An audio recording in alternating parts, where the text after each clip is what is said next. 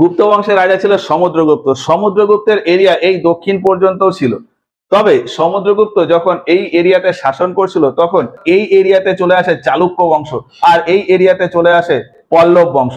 এখানে ছিল চালুক্য বংশ, এখানে ছিল পল্লব বংশ। সমুদ্রগুপ্ত যখন দক্ষিণ ভারতের দিকে অগ্রসর হয় তখন এই চালুক্য বংশ আর পল্লব বংশের ক্ষমতা কিছুটা কমে যায়। এখানে চালুক্য বংশ আর এখানে পল্লব বংশের ক্ষমতা কিছুটা কমে যায়, আর এই ক্ষমতা কমে যাওয়ার জন্যই এখানে মাঝখানে একটা বংশের উৎপত্তি হয়ে যায়, সেটি হলো গঙ্গ বংশ। তো সমুদ্রগুপ্তের সময় এখানে ছোট একটি বংশের উত্থান হয়, সেটি হলো গঙ্গ বংশ। তারপর যখন সমুদ্রগুপ্ত আবার উত্তর ভারতের দিকে চলে যায় তখন আবারও এখানে চালুক্য বংশের প্রাধান্য বৃদ্ধি পেতে থাকে এবং পল্লব বংশের প্রাধান্য বৃদ্ধি পেতে থাকে।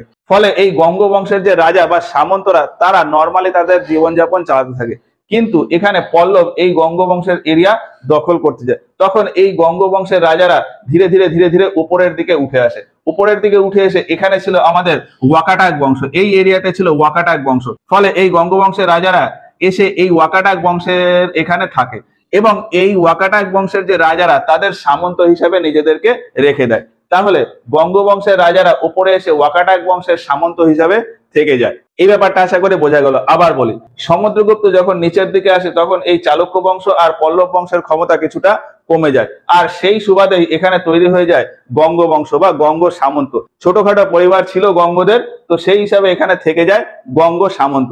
এবার তারপর আবার যখন পল্লবদের শক্তি বৃদ্ধি পায়, চালুক্যদের শক্তি বৃদ্ধি পায়, তখন এই মাঝখানের এই এরিয়া চালুক্যরাও নিতে চায় এবং পল্লবরাও নিতে চায়। ফলে এই গঙ্গ বংশের যে সামন্ত তারা ধীরে ধীরে ধীরে ধীরে উপরের দিকে উঠতে থাকে, উপরের দিকে উঠতে থাকে। এখানে আমাদের ছিল ওয়াকাটাক বংশ, ওয়াকাটাক বংশের সামন্ত হিসাবে এরা থেকে যায়। এরপর যখন চালুক্য বংশ ওয়াকাটাক বংশের উপর আক্রমণ করলো তখন এই গঙ্গর যে সামন্ত তারা চলে আসে পূর্ব দিকে এই এরিয়াতে। তাহলে এই গঙ্গরাই চলে আসে কোথায়? পূর্ব দিকের এই এরিয়াতে, এবং এখানে এসেও সামন্ত হিসাবেই থেকে যায়। তাহলে কি বললাম, গঙ্গরা প্রথমে এখানে ছিল, এখান থেকে এখানে এলো, তারপর এখানে এলো, এখানে এসেও কি এখানে এসেও সামন্ত হিসাবেই থেকে যায়। কাদের সামন্ত?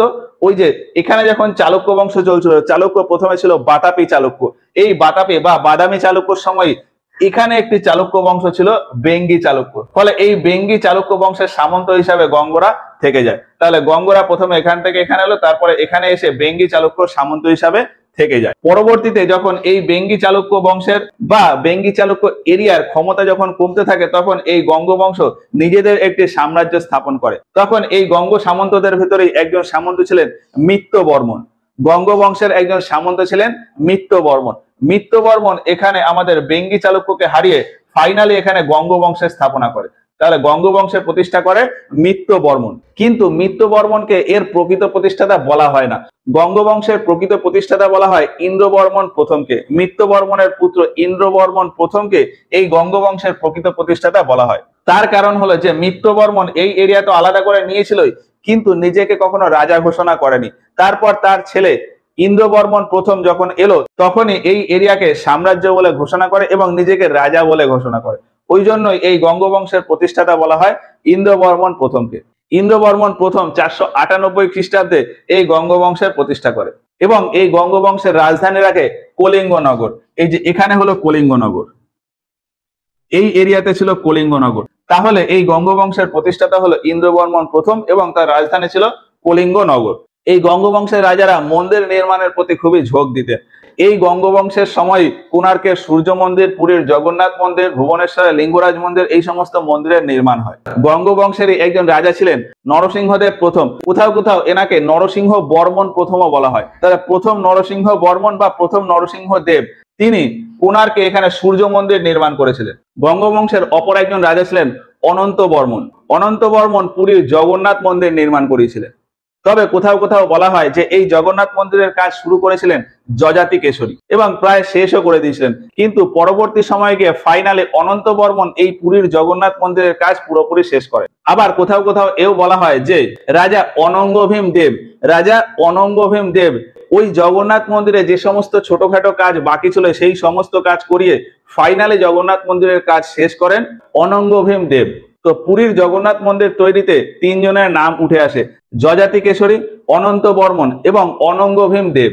ভুবনেশ্বরে একটি বিখ্যাত মন্দির রয়েছে লিঙ্গরাজ মন্দির, এটিও তৈরি করেন যজাতি কেশরী। তবে কোথাও কোথাও বলা হয় যে এই লিঙ্গরাজ মন্দিরের কাজ শুরু করেছিলেন সোমবংশীয় রাজা ইয়াতি প্রথম। তো এই গঙ্গবংশ প্রথমে ছিল এই এরিয়াতে এবং পরে চলে আসে এই এরিয়াতে, ফলে এই গঙ্গবংশের দুটি শাখা বলা হয়।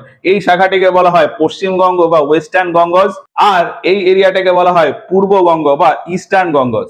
এরপরে আসে গৌড় বংশ। যেমনটা আগেই বললাম যে গুপ্ত সাম্রাজ্যের সময় সামন্ত প্রথার ব্যাপক বিস্তার ঘটে, ফলে ভারতের বিভিন্ন জায়গায় ছোটখাটো সামন্ত তৈরি হয়ে যায়। মোটামুটি 325 থেকে 330 খ্রিস্টাব্দ এই সময় বাংলার এই এরিয়াতে একজন সামন্ত ছিলেন গৌড়, এবং সেই হিসাবেই বাংলার এই এরিয়ার নাম হয়ে যায় গৌড়। আর এই এরিয়াতে যে বংশ শাসন করত তার নাম হয়ে যায় গৌড় বংশ। যত সময় যায় তত এই গৌড় সাম্রাজ্যের এরিয়া আরো বাড়তে থাকে, গৌড় সাম্রাজ্যের এরিয়া বাড়তে থাকে, বাড়তে বাড়তে বাড়তে বাড়তে বর্তমানের এতটা এরিয়া জুড়ে গৌড় বংশের সাম্রাজ্য চলে আসে বলে ধরা হয়। এখন গুপ্ত সাম্রাজ্যের সময় যেমন বললাম যে এই এরিয়াতে সামন্ত ছিল গৌড়, ঠিক সেই রকমই গৌড়ের পরে আরো অনেকেই সামন্ত হিসাবে আসেন, আর এই সামন্তদের ভেতরই একজন সামন্ত ছিলেন শশাঙ্ক। শশাঙ্ক 600 খ্রিস্টাব্দে এই গৌড় সাম্রাজ্যকে আলাদা করে নেয়। শশাঙ্ক 600 খ্রিস্টাব্দে এই গৌড় সাম্রাজ্যকে আলাদা করে নেয়। গুপ্ত বংশের শেষ শাসক ছিল বিষ্ণুগুপ্ত। তবে বিষ্ণুগুপ্তের পরেও ওই বংশের কয়েকজন ছিল, তার ভিতরে একজন ছিলেন মহাসেনগুপ্ত। মহাসেনগুপ্ত মারা যায় 606 খ্রিস্টাব্দে। আর মহাসেনগুপ্ত মারা যাওয়ার পরে শশাঙ্ক অফিসিয়ালি এই এরিয়াকে গৌড় বলে ঘোষণা করে, মানে এখানে গৌড় সাম্রাজ্য বলে প্রতিষ্ঠা করে, ফাইনালে প্রতিষ্ঠা করে 606 খ্রিস্টাব্দে। তো শশাঙ্ক নর্মালি গৌড় বংশের প্রতিষ্ঠা করে 600 খ্রিস্টাব্দে এবং 606 খ্রিস্টাব্দে অফিসিয়ালি এটাকে গৌড় সাম্রাজ্য বলে ঘোষণা করে। আর শশাঙ্ক তার রাজধানী রাখে কর্ণ সুবর্ণ বা কান সোনা। এই যে এই এরিয়াতে আছে কর্ণ সুবর্ণ বা কান সোনা, বর্তমানে মুর্শিদাবাদ জেলাতে। সিংহাসনে বসার পরে শশাঙ্ক একটি ক্যালেন্ডার চালু করেছিলেন বঙ্গাব্দ, বর্তমানে যেটাকে বলা হয় বাংলা ক্যালেন্ডার। তো বাংলা ক্যালেন্ডার চালু করেছিলেন শশাঙ্ক, কি নামে? বঙ্গাব্দ নামে। রোহতাসগড়ে কিছু শিলমোহর পাওয়া গেছে, সেই শিলমোহরগুলিতে শশাঙ্কের নাম মহাসামন্ত শশাঙ্ক বলে উল্লেখ রয়েছে। সেখান থেকে ধারণা করা হয় যে গুপ্ত বংশের রাজা মহাসেনগুপ্তর সব থেকে বড় সামন্ত ছিলেন শশাঙ্ক। 625 খ্রিস্টাব্দ নাগাদ হর্ষবর্ধন শশাঙ্ককে হত্যা করে দেয়। শশাঙ্কের মৃত্যুর পর এই গৌড় বংশের সিংহাসনে বসেন তার পুত্র মানব। মানব মোটামুটি 8 মাস মতন তার সাম্রাজ্য সামলেছিলেন, কিন্তু তারপর এই সাম্রাজ্য ছোট ছোট ছোট ছোট এরিয়াতে ভাগ হয়ে যায়। আর শশাঙ্কের মৃত্যুর পর এই গৌড় সাম্রাজ্যে কোনো যোগ্য শাসক না থাকায় বিশাল অরাজকতার সৃষ্টি হয়। এই সময় যাদের হাতে একটুখানি ক্ষমতা রয়েছে তারা নিম্ন শ্রেণীর লোকেদের উপর অত্যাচার করত, বা যাদের ক্ষমতা একটু বেশি ছিল তারা কম ক্ষমতার লোকেদের উপর আক্রমণ করত বা তাদের উপর শোষণ করত। এইরকম বিভিন্ন রকম অরাজকতার সৃষ্টি হয়, যে ঘটনাকে বাংলার মাৎসান্যায় বলে উল্লেখ করা হয়। আর বেশ কিছুটা সময় পরে গিয়ে এই এরিয়ার লোকজন প্রথমবার নির্বাচন করে কাউকে রাজা বানায় এবং নতুন একটি রাজবংশের প্রতিষ্ঠা করে পাল বংশ।